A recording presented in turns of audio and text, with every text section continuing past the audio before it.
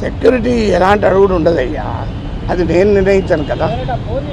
నేను నిర్ణయించేది కాదు, నేను అడిగింది ఒకటే, నాపై రకరకాల బెదిరింపులు గత కొన్ని రోజులుగా వస్తున్నాయి, అవసరమైన అప్రాప్రియేట్ చర్యలు తీసుకోండి అని చెప్పాను.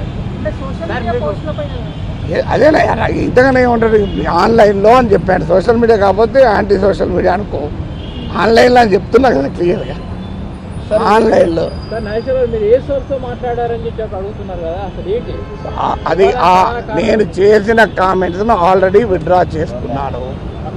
జనసేన పార్టీ దాన్ని ఆహ్వానించింది, తన క్యాడర్ కూడా విజ్ఞప్తి చేసింది ఇంకేమీ మాట్లాడకూడదు, ఇది ముగిసిన అధ్యాయం అని. ఇక ముగిసిన అధ్యాయం గురించి మళ్ళీ తిరగడం ఎందుకు, దానివల్ల ఏం పర్పస్ సర్వ్ అవుతుంది? నాకేమీ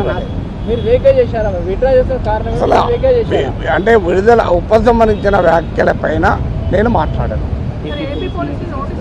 ఏమి పడలేదు, నాకే నోటీసు ఇప్పటి వరకు రాలేదు. మా ఇంటికి రాలేదు, నా దగ్గరికి రాలేదు, నాకు ఫోను రాలేదు, వాట్సాప్లో కూడా ఏమీ రాలేదు. అయిపోయింది కదా మిత్రం, ఇంక ఇంతకంటే ఏముంటుంది మిత్రమా? నాకే తెలియదు నేర్పితే ఎట్లా? డీజీపీ గారు ఏమన్నారు? డీజీపీ గారు అడగని చెప్తారు, నేను ఎట్లా చెప్పాలి?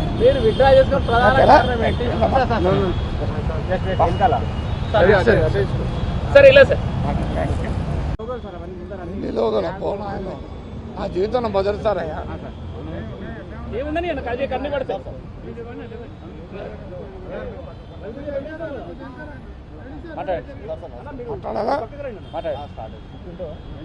మాట్లాడమంటారా?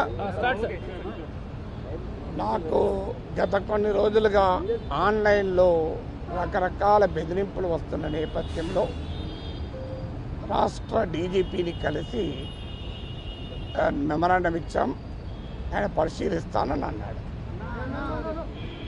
ఓకేనా? ఎలాంటి సెక్యూరిటీ అడిగారు సార్? సెక్యూరిటీ ఎలాంటి అడుగుడు ఉండదు.